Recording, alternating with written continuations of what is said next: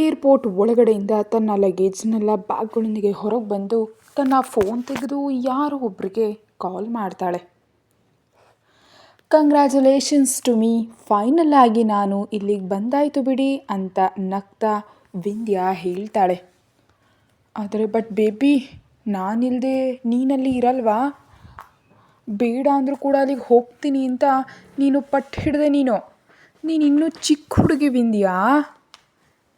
No dad, ನಾನು ಚಿಕ್ಕ ಹುಡುಗಿ ಅಲ್ಲ, ಐ ಆಮ್ 20 years ಓಲ್ಡ್ ಅಂತ ತನ್ನ ತಂದೆಗೆ ಜೋರು ಮಾಡ್ತಾಳೆ Vindhya.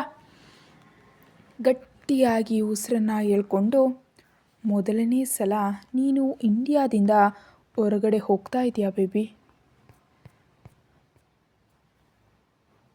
Please take care baby, ಹುಷಾರಾಗಿರು. ಡೋಂಟ್ ವೆರಿ ಡ್ಯಾಡ್, ನನ್ನನ್ನು ನಾನು ತುಂಬ ಚೆನ್ನಾಗಿ ಕೇರ್ ತಗೋತೀನಿ. ನಾನೇನು ಚಿಕ್ಕ ಹುಡುಗಿ ಏನಲ್ಲ ಬಿಡಿ ಅಂತ ತನ್ನ ಮಾತನ್ನೇ ಸಮರ್ಥಿಸ್ಕೊಳ್ತಾಳೆ. ಈಗಲೂ ಕೂಡ ನೀನು ಚಿಕ್ಕ ಮಗುಗಿಂತಲೂ ಘೋರ ವಿಂದ್ಯಾ, ಅದನ್ನು ಬೇಕಿದ್ರೂ ನಂಬಿಡ್ಬೋದು, ಆದರೆ ನಿನ್ನನ್ನಾಗಲ್ಲ. ಆದರೂ ನೀನು ಕೇಳಿದ ತಕ್ಷಣ ಪರ್ಮಿಷನನ್ನು ಯಾಕೆ ಕೊಟ್ಟನು ಅಂತ ಈಗ ಅನ್ನಿಸ್ತಾ ಇದೆ ನನಗೆ ಅಂತ ಅಂತಾರೆ ಅಲೋಕ್ ಅವರು. ಡ್ಯಾಡ್, ನೀವು ಈ ರೀತಿ ಏನಾದರೂ ಅಂದರೆ ನಾನು ಇಲ್ಲೇ ರೋಡ್ ಮೇಲೆ ಕೂತ್ಕೊಂಡ್ಬಿಟ್ಟು ಅತ್ತೇ ಬಿಡ್ತೀನಿ. ಪ್ಲೀಸ್ ಹೀಗೆ ಅನ್ಬೇಡಿ ನೀವು, ಇಲ್ದಿದ್ರೆ ನಾನು ರೋಡ್ ಮಧ್ಯದಲ್ಲೇ ಕೂತು ಅಳೋದಕ್ಕೆ ಶುರು ಮಾಡಿಬಿಡ್ತೀನಿ ಅಷ್ಟೇ ಈಗ. ಅಯ್ಯೋ ಸರಿ ಬೇಬಿ, ನಾನೇನು ಅಂದ್ಕೊಳ್ಳಲ್ಲ. ಆದರೆ ನೀನು ಹಾಸ್ಟೆಲ್ಗೆ ಹೋಗ್ತಿದ್ದಾಗೆ ನನಗೆ ಕಾಲ್ ಮಾಡು, ಸರಿನಾ? ಮರಿಬೇಡ. ಅಯ್ಯೋ ಆಯಿತು ಡ್ಯಾಡ್, ಸರಿ ಅಂತ ವಿಂದ್ಯಾ ತನ್ನ ಡ್ಯಾಡ್ ಜೊತೆ ಮಾತಾಡ್ತಾ ಇರ್ತಾಳೆ. ಅವಳಿಗೆ ಎದುರುಗಡೆ 2 ಕಾರುಗಳು ಅಕ್ಕಪಕ್ಕದಲ್ಲಿ ಬಂದು ನಿಂತ್ಕೊಳ್ಳುತ್ತವೆ. ಅದರಲ್ಲಿ ಇದ್ದವರು ವಿಂದ್ಯಾ ಕಡೆ ನೋಡ್ತಾನೆ ಇರ್ತಾರೆ. ಆಕೆ ಮಾಡೋ ಪ್ರತಿ ಮೂಮೆಂಟನ್ನು ಅಬ್ಸರ್ವ್ ಮಾಡ್ತಾ ಇರ್ತಾರೆ. ಸ್ವಲ್ಪ ಹೊತ್ತಿನ ನಂತರ ಆ 2 ಕಾರುಗಳಲ್ಲಿ ಒಂದು ಕಾರ್ ಬಂದು ನೇರವಾಗಿ ವಿಂದ್ಯಾ ಹತ್ರ ಬಂದು ನಿಲ್ಲುತ್ತವೆ. ಆಕೆಯ ಹತ್ರ ಬಂದು ಕಾರ್ ನಿಲ್ತಿದ್ದ ಹಾಗೆ, ಸರಿ dad, I will talk to you later, bye ಅಂತ ಕಾಲ್ ಕಟ್ ಮಾಡಿ ನಗ್ತಾ ಕಾರ್ ಹತ್ರ ಹೋಗ್ತಾಳೆ. Berlin School of Business and Innovation, ಅಲ್ಲಿಗೆ ಹೋಗ್ಬೇಕು ನಾನು, ನನ್ನ ಹಾಸ್ಟೆಲ್ ಏರಿಯಾ ಹತ್ರ ಅಂತ ಅಂತಾಳೆ ವಿಂದ್ಯಾ. ಅಫ್ಕೋರ್ಸ್ ಮ್ಯಾಡಮ್, ನೀವು ಹೋಗಿ ಬ್ಯಾಕ್ ಸೀಟ್ನಲ್ಲಿ ಕೂತ್ಕೊಳ್ಳಿ. ಸರಿ ಸರಿ ಅಂತ ತನ್ನ ಲಗೇಜ್ ಕಡೆ ನೋಡ್ತಾಳೆ. ಅಷ್ಟರಲ್ಲಿ ಡ್ರೈವಿಂಗ್ ಸೀಟ್ನಲ್ಲಿದ್ದವನು ಹೊರಗಡೆ ಬಂದು ಲಗೇಜ್ ಎಲ್ಲವನ್ನ ಬ್ಯಾಕ್ ಸೈಡ್ ಸೆಟ್ ಮಾಡಿದಾದ ಮೇಲೆ ವಿಂದ್ಯಾ ಕಾರ್ ಬ್ಯಾಕ್ ಸೀಟ್ನಲ್ಲಿ ಕೂತ್ಕೊಂಡ್ಬಿಡ್ತಾಳೆ. ಆಮೇಲೆ ಡ್ರೈವರ್ ಕಾರನ್ನು ಸ್ಟಾರ್ಟ್ ಮಾಡಿ ಅಲ್ಲಿಂದ ಹೊರಡ್ತಾನೆ. ಇನ್ನು ಅಲ್ಲಿದ್ದಂಥ ಕಾರ್ ಆಕೆಯನ್ನು ಸೈಲೆಂಟಾಗಿ ಗೊತ್ತಿಲ್ದಂಗೆ ಫಾಲೋ ಮಾಡ್ತಾನೇ ಇರುತ್ತೆ. ವಿಂದ್ಯಾ ತನ್ನ ಫೋನ್ನಲ್ಲಿ ಗೇಮ್ ಆಡ್ತಾ ಇರ್ತಾಳೆ. ಅಷ್ಟೇ ತನ್ನ ಮನಸ್ಸಿನಲ್ಲಿ ನಿಜಕ್ಕೂ ಹೇಗಂದೆ, ನಾನು ಯಾರನ್ನೋ ಹೇಗೆ ನಂಬಿಬಿಟ್ಟೆ ಅಂತ ತನ್ನ ಫೋನ್ನಲ್ಲಿ ಲೊಕೇಶನನ್ನು ಆನ್ ಮಾಡ್ತಾಳೆ. ಅಲ್ಲಿವರೆಗೆ ತಾನು ಹೇಳಿದ ಅಡ್ರೆಸ್ಗೆ ಹೋಗ್ತಾ ಇದ್ದಂಥ ಕಾರು 5 ನಿಮಿಷಗಳ ನಂತರ ರೂಟನ್ನು ಬದಲಾಗಿ ಮಾಡಿಬಿಡುತ್ತೆ. ಅವರು ರೋಡನ್ನು ಬದಲಾಯಿಸೋದ್ರಿಂದ ಡ್ರೈವರ್ ಕಡೆ ಹಾಗೇ ನೋಡ್ತಾ, sir, why did you change the route ಅಂತ ಕೇಳ್ತಾಳೆ ವಿಂದ್ಯಾ. ಮೇಡಮ್, ನಾನು 5 ವರ್ಷಗಳಿಂದ ಇಲ್ಲಿ ಡ್ರೈವಿಂಗ್ ಮಾಡ್ತಾನೇ ಇದ್ದೀನಿ. ನನಗೆ ಗೊತ್ತಿದೆ, ನೀವು ಹೇಳೋ ರೂಟ್ನಲ್ಲಿ ತುಂಬಾ ಟ್ರಾಫಿಕ್ ಜಾಸ್ತಿ ಇರುತ್ತೆ ಮೇಡಮ್. ಈ ರೂಟ್ನಲ್ಲಿ ಯಾವುದೇ ರೀತಿ ಟ್ರಾಫಿಕ್ ಇರೋದಿಲ್ಲ, ಹಾಗಾಗಿ ಇದೇ ರೂಟ್ನಲ್ಲಿ ಕರ್ಕೊಂಡು ಹೋಗ್ತಿದ್ದೀನಿ. ಇಲ್ಲ, ನೀವು ಟ್ರಾಫಿಕ್ ಇರೋ ರೂಟ್ನಲ್ಲೇ ಕರ್ಕೊಂಡೋಗಿ ನನ್ನನ್ನು ಅಂತ ವಿಂದ್ಯಾ ಎಷ್ಟೇ ಅರ್ಚಾಡಿದ್ರೂ ಕೂಡ ಕೇಳಿಸ್ಕೊಳ್ಳದ ಅವನಿಗೆ ಇಷ್ಟ ಬಂದ ಹಾಗೆ ಅವನು ಡ್ರೈವ್ ಮಾಡ್ತಾನೆ ಇರ್ತಾನೆ. ಹೇಯ್, ನಾನು ಹೇಳಿದ್ದು ನಿಮ್ಗೆ ಅರ್ಥ ಆಗ್ತಾ ಇಲ್ವಾ ಅಂತ ಗಟ್ಟಿಯಾಗಿ ಅರ್ಚ್ತಾಳೆ ವಿಂದ್ಯಾ. ಆಗಲೇ ಡ್ರೈವರ್ ಬ್ರೇಕನ್ನು ಹಾಕ್ಬಿಡ್ತಾನೆ. ವಿಂದ್ಯಾಗಂತೂ ಮನಸ್ಸಿನಲ್ಲಿ ತುಂಬ ಭಯ ಸ್ಟಾರ್ಟ್ ಆಗಿಬಿಡತ್ತೆ. ತಾನು ಡೋರ್ ತೆಗೆದು ಹೊರಗಡೆ ಹೋಗ್ಬಿಡ್ಬೇಕು ಅಂತ ಅನ್ಕೋತಾಳೆ. ಆದರೆ ಡೋರ್ ಲಾಕ್ ಆಗಿರೋದ್ರಿಂದ ಡೋರ್ ತೆಗಿಯೋಕೆ ಆಗೋದೇ ಇಲ್ಲ ಆಕೆಗೆ. ಆಗಲೇ ಡೋರ್ ಅನ್ಲಾಕ್ ಆಗಿ ಕಾರ್ ಒಳಗಡೆ ಒಬ್ಬ ವ್ಯಕ್ತಿ ಬಂದು ಕೂತ್ಕೊತಾನೆ. ಅವನು ಒಂದು ಓವರ್ ಕೋಟನ್ನು ಹಾಕ್ಕೊಂಡಿರ್ತಾನೆ ಆ್ಯಂಡ್ ಅವನ ಫೇಸ್ ಮೇಲೆ ಮಾಸ್ಕ್ ಕೂಡ ಇರುತ್ತೆ.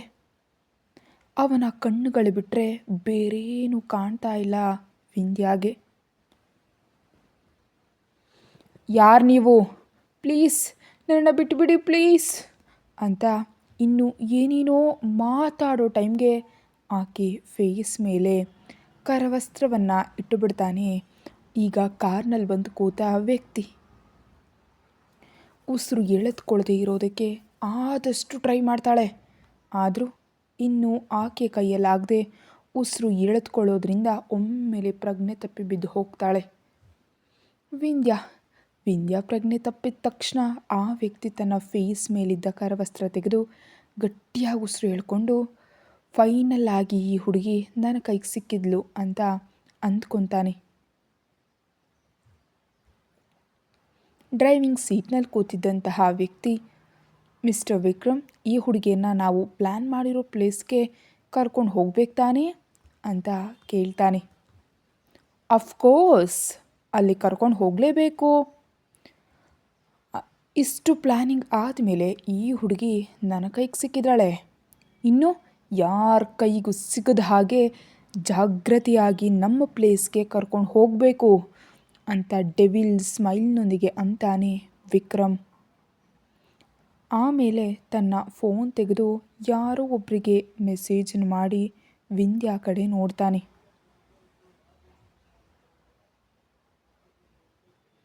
ನೋಡೋದಕ್ಕೆ ನೀನು ತುಂಬ ಇನ್ನೋಸೆಂಟ್ ಹುಡುಗಿ, ಆದರೆ ನೀನು ತುಂಬ ದೊಡ್ಡ ತಪ್ಪು ಮಾಡಿಬಿಟ್ಟೆ ನಮ್ಮ ವಿಷಯದಲ್ಲಿ ತಲೆ ಹಾಕಿ. ಆದರೆ ಭಯ ಪಡಬೇಡ, ನಾನು ನಿನ್ನನ್ನು ಕೊಲ್ಲಲ್ಲ. ನೀನು ನನಗೆ ಆ ಸೀಕ್ರೆಟ್ ಹೇಳೋವರೆಗೂ ನಾನು ನಿನ್ನ ಮೈ ಮೇಲೆ ಕೈ ಕೂಡ ಹಾಕಲ್ಲ. ಜಸ್ಟ್ ಒಮ್ಮೆ ನನಗೆ ಆ ಸೀಕ್ರೆಟ್ ಬಗ್ಗೆ ತಿಳಿಬೇಕು, ಆಮೇಲೆ ನೀನು ನನಗೆ ಬೇಡ. ಮೇ ಬಿ ಆಮೇಲೆ ನಿನ್ನ ಜೊತೆ ಏನು ಮಾಡ್ತೀನೋ ಅದಕ್ಕಂತೂ ಗ್ಯಾರಂಟಿ ಇಲ್ಲ ಅಂತ ಡೆವಿಲ್ ಸ್ಮೈಲ್ನೊಂದಿಗೆ ವಿಂದ್ಯಾ ಕಡೆ ನೋಡ್ತಾನೆ ವಿಕ್ರಮ್. ವಿಂದ್ಯಾ ಪ್ರಜ್ಞೆ ಇಲ್ಲದೆ ಮಲಗಿರ್ತಾಳೆ. ಆಕೆಗೆ ಸ್ವಲ್ಪ ಕೂಡ ಐಡಿಯಾ ಇರೋದಿಲ್ಲ ಇವತ್ತು ಆಕೆಯ ಜೊತೆ ಏನು ನಡೆಯಲಿದೆ ಅಂತ. ವಿಕ್ರಮ್ ಕಾರ್ ರೋಡ್ ಮೇಲೆ ಸ್ಪೀಡಾಗಿ ಹೋಗ್ತಾ ಇರುತ್ತೆ. ಆಗಲೇ ಸಡನ್ನಾಗಿ ಕಾರ್ ಬ್ರೇಕ್ ಹಾಕೋದ್ರಿಂದ ವಾಟ್ ದಿ ಹೆಲ್ ಅಂತ ಗಟ್ಟಿಯಾಗಿ ಅರ್ಚ್ತಾನೆ ವಿಕ್ರಮ್ ತುಂಬ ಕೋಪದಿಂದ ಕಾರನ್ನು ತಕ್ಷಣ ನಿಲ್ಲಿಸಿದ್ದಕ್ಕೆ. ಏನು ಸರ್ ಗೊತ್ತಿಲ್ಲ ಅಂತಂತಾನೆ ಡ್ರೈವರ್.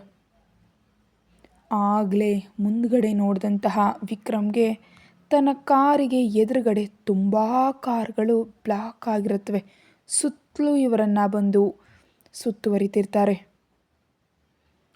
ತನ್ನ ಗನ್ ತೆಗೆದು ಡ್ರೈವರ್ ಕಡೆ ನೋಡ್ತಾ, ಈ ಹುಡುಗಿನ ನಮ್ಮ ಪ್ಲೇಸ್ಗೆ ಜಾಗ್ರತೆಯಾಗಿ ಕರ್ಕೊಂಡು ಹೋಗು.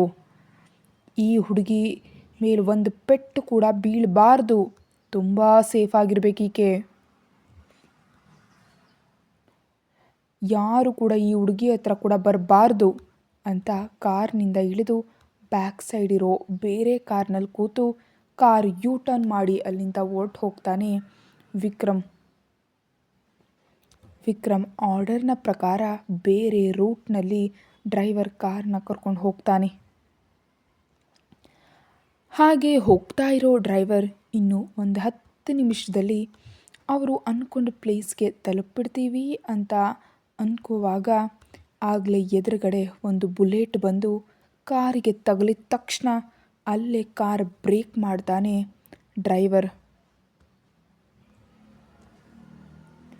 ಎದುರುಗಡೆ ಇರೋ ಕಾರ್ ಕಡೆ ನೋಡ್ತಾ ತಕ್ಷಣ ವಿಕ್ರಮ್ಗೆ ಕಾಲ್ ಮಾಡಿ, ವಿಕ್ರಮ್ ಸರ್ ಇಲ್ಲಿ ಅಂತ ಅನ್ನೋ ಡ್ರೈವರ್ ಮಾತುಗಳು ವಿಕ್ರಮ್ಗೆ ಕೇಳಿಸಲ್ಲ. ಇಬ್ಬರ ಕಡೆಯಿಂದಲೂ ಕಾಲ್ ಕಟ್ಟಾಗ್ಬಿಡುತ್ತೆ. ಡ್ರೈವರ್ ಏನು ಮಾಡಬೇಕು ಅಂತ ತಿಳಿದೆ ಮೆತ್ತಗೆ ಕಾರನ್ನು ಬ್ಯಾಕ್ ಸೈಡ್ ಡ್ರೈವ್ ಮಾಡಿ ಒಂದು ಪಿಲ್ಲರ್ಗೆ ಗುದ್ದಿಸ್ತಾನೆ. ವಿಕ್ರಮ್ ಡ್ರೈವರ್ಗೆ ಕಾಲ್ ಕನೆಕ್ಟ್ ಮಾಡೋಕ್ಕೆ ತುಂಬಾ ಟ್ರೈ ಮಾಡ್ತಾನೆ ಇರ್ತಾನೆ. ಆದರೆ ನಿಜಕ್ಕೂ ಅಲ್ಲಿಂದ ಯಾವುದೇ ರೆಸ್ಪಾನ್ಸ್ ಬರದೇ ಇರೋದ್ರಿಂದ, where the hell are you? No no no, ಆ ಹುಡುಗಿ ಇನ್ಯಾರ ಕೈಗೂ ಸಿಗಬಾರ್ದು. ಓ ಗಾಡ್, ನನ್ನ ಪ್ಲ್ಯಾನ್ ಫೇಲ್ ಆಗಬಾರ್ದು ಅಂತ ಸ್ಪೀಡಾಗಿ ಡ್ರೈವ್ ಮಾಡಿಕೊಂಡು ಡ್ರೈವರ್ ಹತ್ರ ತಲುಪಬೇಕು ಅಂತ ಅಂದ್ಕೊತಾನೆ ವಿಕ್ರಮ್.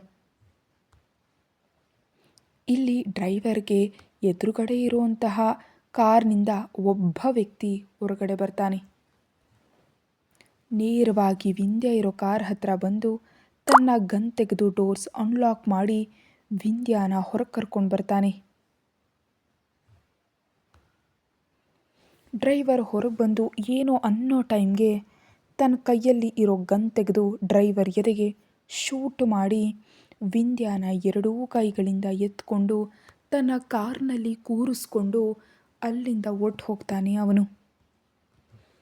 ಅವನು ಹೋಗಿ 5 ನಿಮಿಷಕ್ಕೆ ವಿಕ್ರಮ್ ಅಲ್ಲಿಗೆ ಬಂದು ಅಲ್ಲಿ ಡ್ರೈವರ್ ಸತ್ತಿರೋದನ್ನು, ಬ್ಯಾಕ್ ಸೈಡ್ನಲ್ಲಿ ವಿಂಧ್ಯ ಇಲ್ಲದೇ ಇರೋದನ್ನು ಆತ ನೋಡಿ,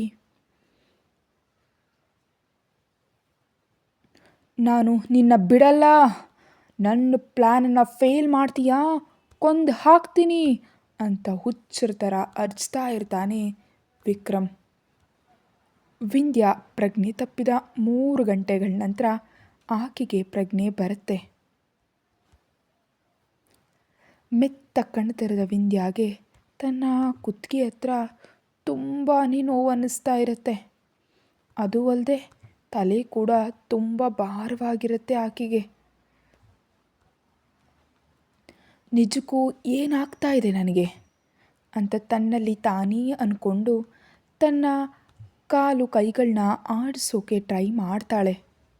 ಆದರೆ ಆಕೆ ಕದಲದೆ ಹಾಗೇ ಇರೋದ್ರಿಂದ ಸಡನ್ನಾಗಿ ಕಣ್ಣು ತೆರೆದು ತನ್ನ ಕೈ ಕಡೆ ನೋಡ್ತಾಳೆ. ಆಕೆಯ 2 ಕೈಗಳನ್ನ ಚೇರ್ಗೆ ಕಟ್ಟಿರ್ತಾರೆ. ಅದಲ್ಲದೆ ಟೋಟಲ್ ತಾನೇ ಚೇರ್ನಲ್ಲಿ ಬಂದಿಯಾಗ್ಬಿಟ್ಟಿರ್ತಾಳೆ.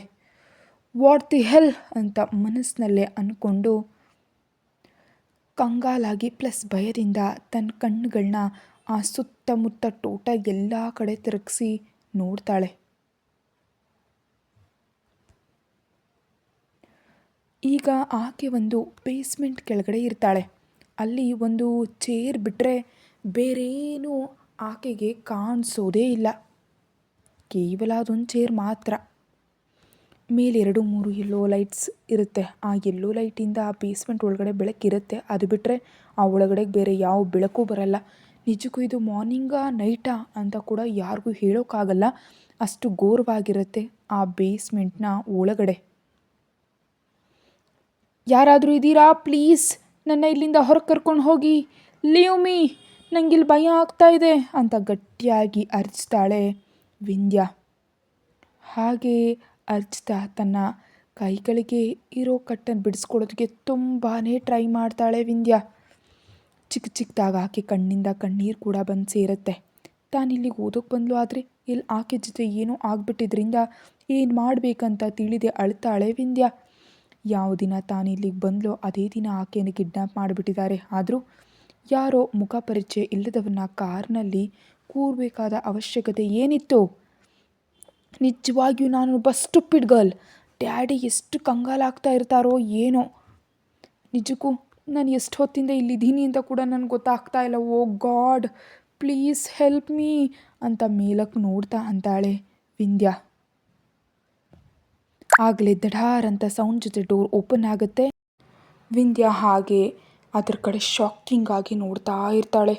ಈಗ ಯಾರು ಬಂದರೂ ನೋಡೋಣ, ಕತೆ ಮುಂದುವರಿಯುತ್ತೆ. ಹೆಚ್ಚಿನ ವಿಡಿಯೋಗಾಗಿ ಚಾನಲ್ಗೆ ಮೆಂಬರ್ಶಿಪ್ ತೊಗೊಂಡು ವಿಡಿಯೋ ನೋಡಿ. Thank you.